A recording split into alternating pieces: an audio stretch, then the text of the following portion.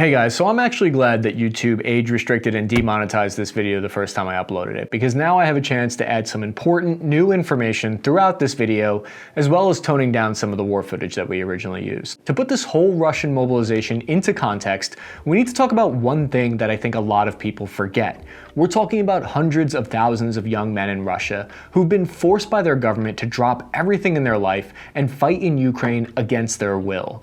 They're often fighting against their own neighbors and in many cases against their own relatives. An estimated 11 million Russian people have relatives in Ukraine. So this mobilization is a tragedy for both sides. These new Russian soldiers have been ordered away from their children, their wives, their parents, by Putin. I remember how difficult it was when I had to say goodbye to my family before I deployed to Iraq when I was just 19 years old.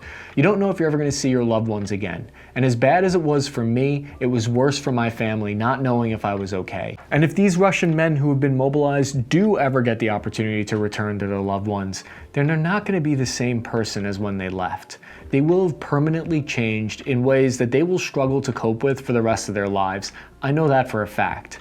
If you're having trouble mustering any sense of sympathy for these Russian conscripts, I totally understand, I get it, but there are some points I want to make in this video that might show you that it's a little bit more complicated than we originally thought. The dust has now settled on the Russian mobilization, allowing us to begin to analyze the pros and cons of how this thing has turned out so far. One thing is clear though, this mobilization has revealed to the world just how powerful your regular average soldier can be when you put a smartphone in their hand. Your lowly conscripted troops can cause problems for all the way up the chain of command in ways they historically never could before. Napoleon's troops, for instance, could never protest their conditions or hope to pressure Napoleon to make concessions. Is that all changing now? Let's analyze where these drafted soldiers were deployed to, and if it's making much of a difference for Russia's war effort. But first, as you know, fitness is incredibly important to the military, and that's why I want to tell you about a product that has changed my fitness life, and that's Raycon Everyday Earbuds. I used to get bored at the gym, but now I listen to my favorite podcasts and music while I work out to pass the time. You can knock out your whole holiday shopping list by getting a 30% off Raycon Holiday Bundle. My favorite is the All-Star Bundle that comes with a pair of everyday earbuds plus fitness earbuds. They have 8 hours of playtime and up to 54 hours of battery life, so they last just long enough to get one of my entire day-long workout routines in. As you know, other brands' earbuds, they fall out while you're running. Raycon has optimized gel tips for a perfect in-ear fit. If you're looking for a gift that is guaranteed to put a smile on someone's face, then get your son, dad, or wife a pair of Raycon earbuds for the holidays. Click the link in the description box or go to buyraycon.com/taskandpurpose and use code EARLYBF to get 20% off site-wide, or save even bigger and get 30% off Raycon's exclusive holiday bundles. There's also going to be different deals coming out throughout the season, and I'll try to keep the description box updated with the latest offers, but just so you know, you can always go to buyraycon.com/taskandpurpose to get the best deals available on Raycon. The earliest mentions of mobilization in the military context comes from the 1850s.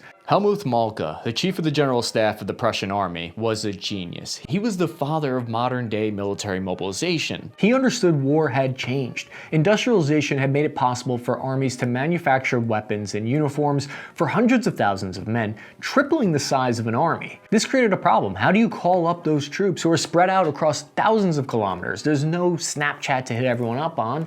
So Moltke ordered the creation of an entire mobilization subdivision to exist during peacetime, ready to call up thousands of troops in an emergency. The invention of the telegraph in 1843 allowed them to send out a message to headquarters to, quote, mobilize your corps. They would then send out a message to smaller regimental leaders to mobilize your regiment. The invention of the train in 1804 allowed thousands of soldiers and equipment to be transported to the fight. However, what we're seeing in Russia right now might not be a mobilization of prior trained troops like Moltke originally envisioned. So the groundwork for Putin to originally call this whole mobilization was first laid on September 20th when the mobilization bill was approved by the State Duma into the Criminal Code of the Russian Federation.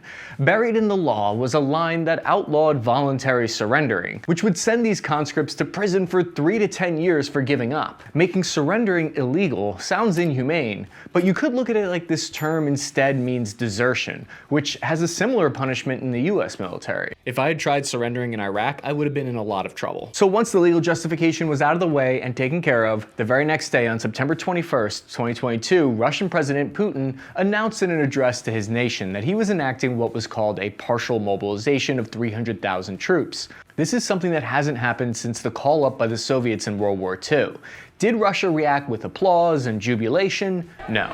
There was an immediate backlash with thousands of people fleeing Russia to avoid the draft. Exactly how many left is still up for debate, but on October 4th, Forbes Russia reported that as many as 700,000 people have left the country. The Kremlin denies these reports, of course, but the Russian FSB did admit that over 200,000 people have left Russia within the first week alone. This is not an unprecedented reaction to news of a draft, right? During the Vietnam War draft, the United States, there was a recent estimate that claims between 60,000 and 150,000 people left the US to avoid service. But what exactly did Vlad mean when he said partial mobilization? In his speech, he announced, quote, "I reiterate, we are talking about partial mobilization. That is, only citizens who are currently in the reserve will be subject to conscription. And above all, those who served in the armed forces have a certain military specialty and relevant experience." So in short, only troops that were already in Russia's reserves, or those who were formerly in the military but not in the reserves and have specific training, will be called up to fight. That's how it should be in theory,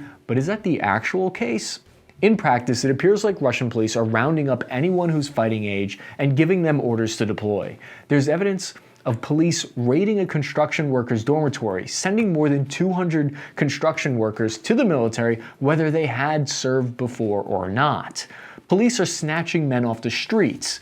They're taking them from metro stations and handing out military orders in apartment building lobbies, cafes, and restaurants. One second you're grabbing a pierogi, the next you're being hauled off to fight in Ukraine, even if you were never in the reserves. All of the evidence that I've seen shows that this is a general mobilization, not a partial mobilization. To get a sense for how Russia felt about this move, we can look at Levita Center poll, conducted directly after the announcement in September. It found that 47% of Russians surveyed said that they felt anxiety, fear, and horror. Another 23% reported shock, while 13% felt anger and indignation, and 23% said that they felt pride for Russia. Polls, of course, can be misleading, but I think these numbers, paired with the images and videos of cars and trucks backed up for miles trying to escape from Russian borders, show just how much of a shock it's been to their system. Russian markets took a nosedive in reaction to the news. The Russian trading system index plummeted by over 5%. More stress is added to Russia's economy by Putin signing a decree granting a one-time payment of 195,000 rubles, or about $3,000, to all mobilized men. That might not sound like a whole lot, but at scale, it really starts to add up. So there's a part of the republic in Russia, for instance, that's owed about 400 million rubles, or 6.4 million USD in back pay, that their mobilized men have yet to receive, which is causing tension in the population. And what has become of these conscripts so far? In early November, Putin said that the mobilization had been completed and that the line has been drawn and almost 260,000 people are not participating in any hostilities but are being trained. While Putin claimed that 50,000 of the men recruited were in combat formations active in the Russian military already, likely within Ukraine at this point. According to the Russian Defense Minister Sergei Shoigu, the mobilization was a massive success. He claims its goals have even exceeded the original 300,000 estimate by an additional 18,000 troops, with 82,000 soldiers have been sent to the conflict zone in Ukraine. So it's all over now, right? Well, not exactly. The Institute for the Study of War is a Washington-based think tank that has called just about everything on the Ukraine war correctly so far, and they found some evidence that Putin will covertly continue his mobilization efforts, even though he said that it's over. A November 4th decree from Putin now allows Russian officials to mobilize citizens with outstanding convictions for some serious crimes, laying the groundwork for them to pull from prisoners to avoid upsetting Russian citizens further. Putin has yet to sign an order that's ending the mobilization. More evidence of this continued covert mobilization comes from modernizing recruitment centers in seeming preparation for a second mobilization wave. It's likely that Russian authorities are preparing lists of eligible men to conscript. There are reports that these conscripts were sent straight to the front lines without any refresher training whatsoever.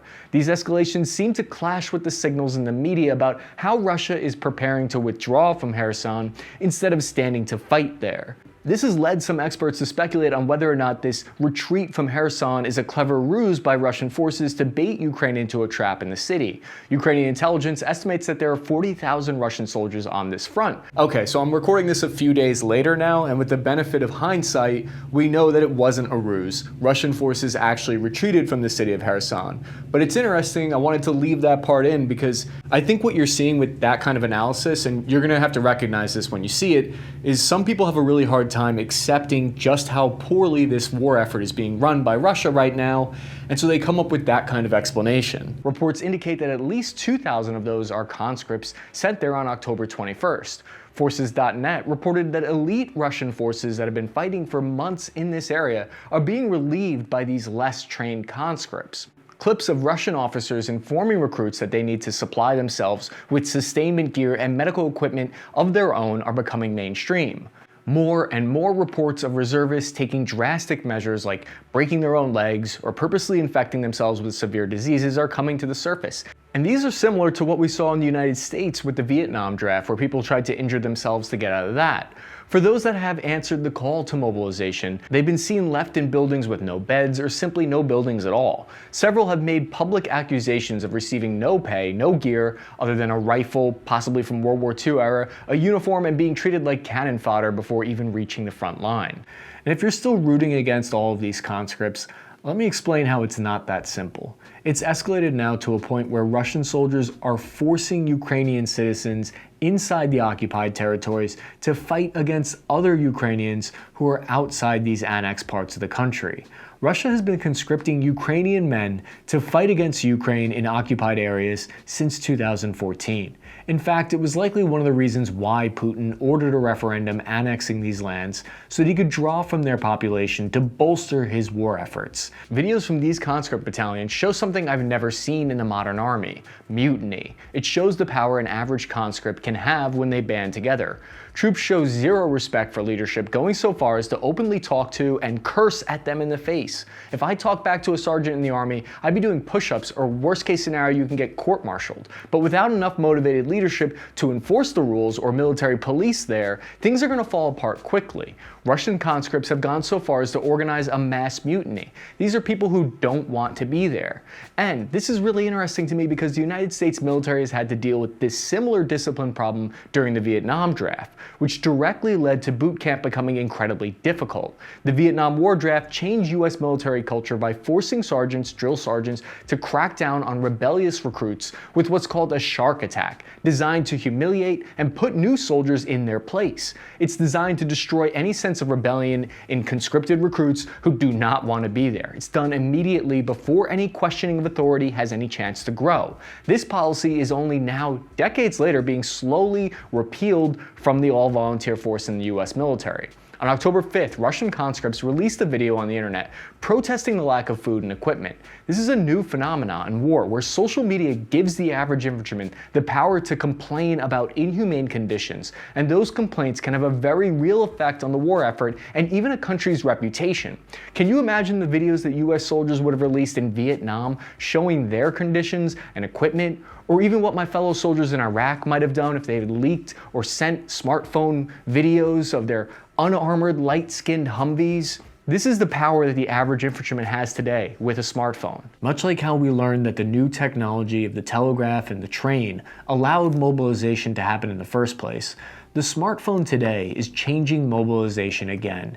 It's giving a voice to your average soldier, and military planners will need to consider this new issue in the future. In fact, the Institute for the Study of War wrote about this phenomenon on November 20th, citing how 500 independent authors in the Russian military blogger journalist network have become a quasi-authoritative voice within Russia. They're doing a lot of the responsibilities that you would normally see the Russian Ministry of Defense handle. They're stepping in to fill a gap in where there isn't honest reporting on the war in Russia. These are former soldiers and current Russian soldiers who have cell phone and internet access, who the Russian Ministry of Defense have given up on trying to control at this point. At one point, they were trying to prosecute these Russian bloggers, but Putin actually came to their defense. So these are mainly cheerleaders for the war. Don't get me wrong. These mill bloggers are uniquely pro-Russian, but they have the unique capability that even the Russian media doesn't have. They're able to speak the truth about the losses in the Russian army that the Russian media isn't able to do. In the modern age, if your regular ground-level soldiers are not aligned with the direction of the war, they can cause a major headache for those in power. I can see the negative effects that this social media power could have on OPSEC, operational security, keeping things covert.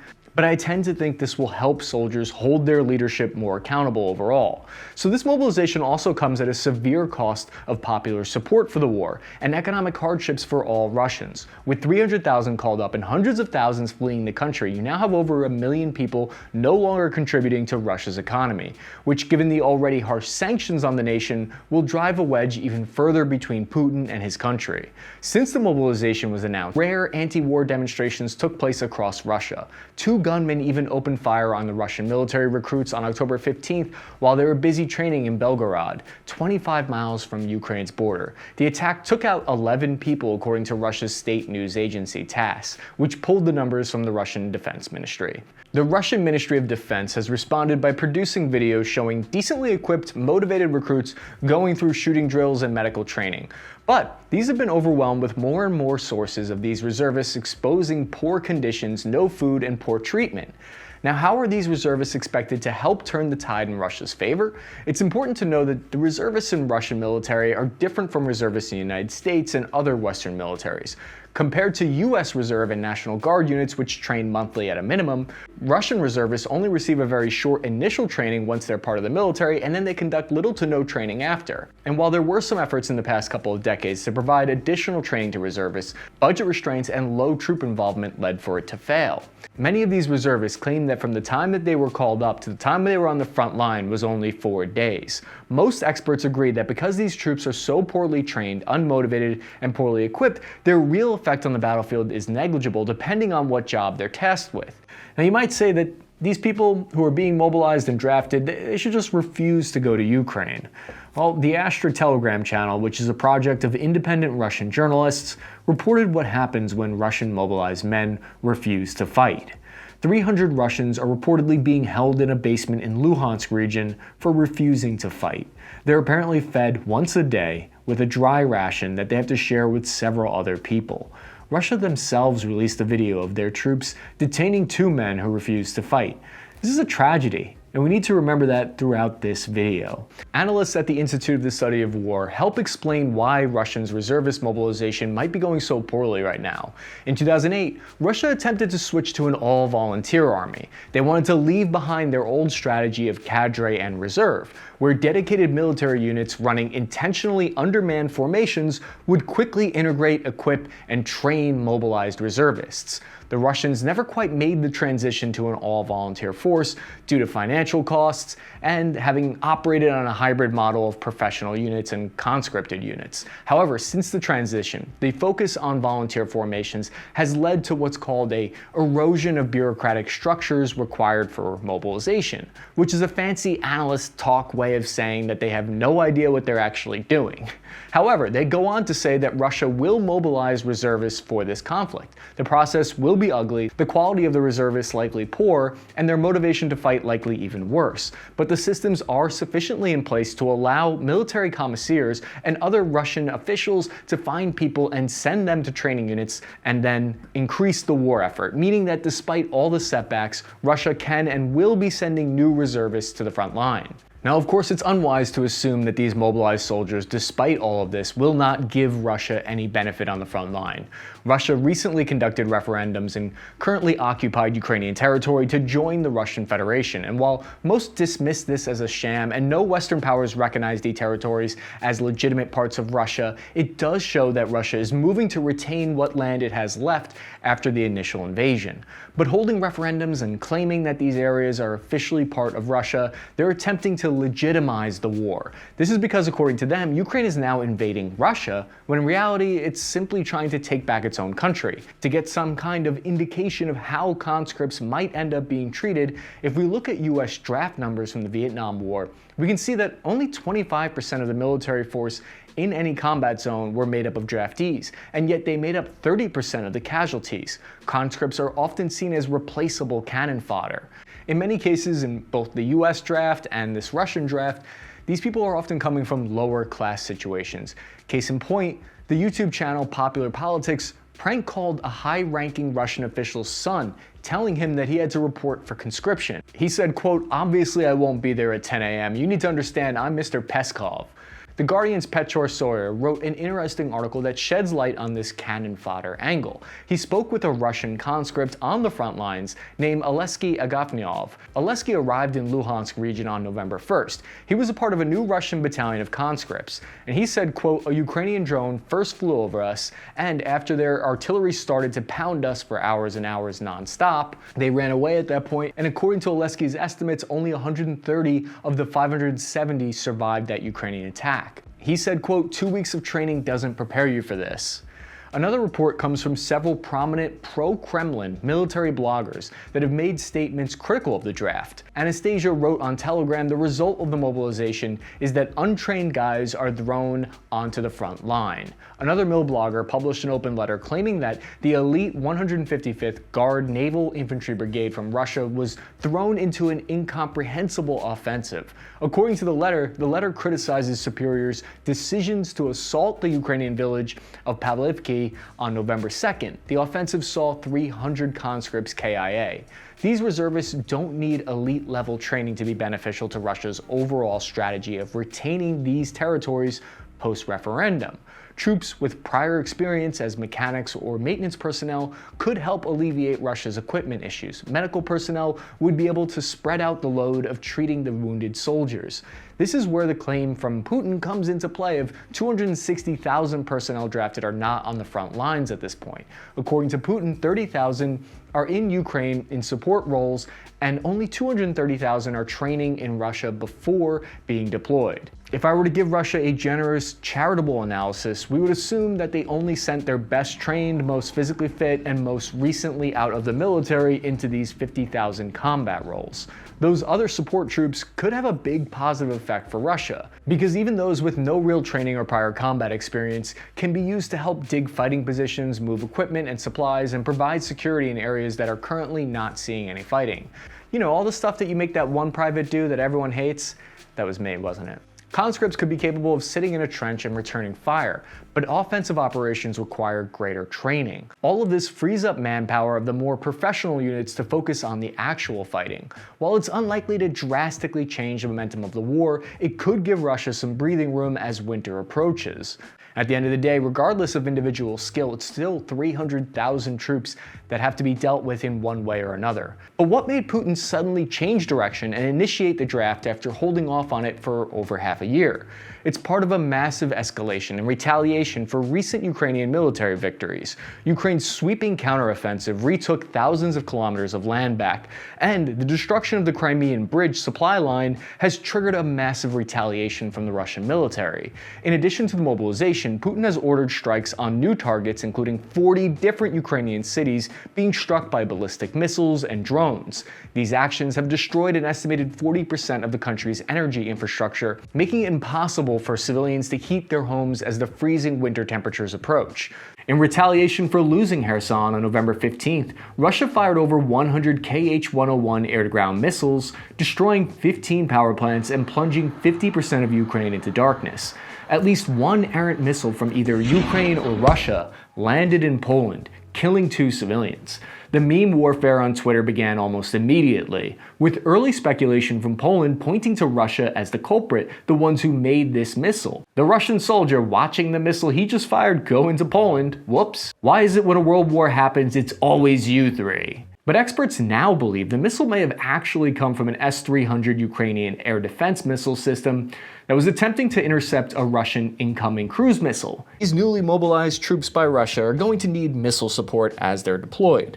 After this recent strike, estimates place Russia's inventory of Kh-101 and Kh-555 missiles at about 213 out of the 444 that they started with. Sending thousands of additional soldiers and increasing missile strikes could unintentionally pull NATO into the war. It's this weird paradoxical problem where the more Ukraine wins, the more likely a direct confrontation between NATO and Russia becomes. The reason why the Kremlin has avoided striking these targets until now is likely because they wanted to capture and use it for themselves. With that possibility seemingly off the table, at least for the time being, Moscow has decided to go with an even more scorched earth policy. By November 5th, Putin claimed that the mobilization had worked, bringing in what he claimed was over the original estimates.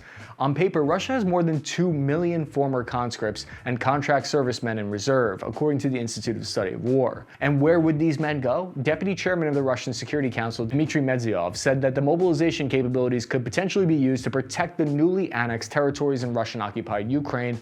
The point is, Russia does not want to lose their land bridge of territory that they currently have. It's becoming apparent that Putin is quickly spending his social capital with the Russian people, with even Russian-funded state media beginning to publicly question the losses in the counteroffensive and the decision to mobilize the reserves. This kind of internal dissent has been something that Putin has been carefully avoiding in this conflict, but now, as the situation becomes more desperate for the troops on the ground, he's having to make more drastic decisions. Right now, Russia's best-case scenario is to retain the eastern region it currently holds and attempt to bog down Ukrainian forces until they're no longer able to continue this counteroffensive, either due to running out of troops or running out of supplies. To do this, they need a lot more boots on the ground than they currently have out there. By now, Russian soldiers have been fighting for 7 months with little to no personnel turnover. Those that enlisted under short contracts are now being told that their service terms are entirely at the discretion of Russian commanders, and some are told that they're forced to stay until the entire war is over. At this point, Russia needs something drastic to turn the tide more in their favor. But does just adding troop numbers magically fix things? Well, it's like the saying goes, 2's a company, 3's a crowd, and 300,000 will have significant strategic and economic impacts. Thank you for watching. I hope you guys found this video valuable in some way. If you did, please consider hitting the like and subscribe button, and check out this video while you're here.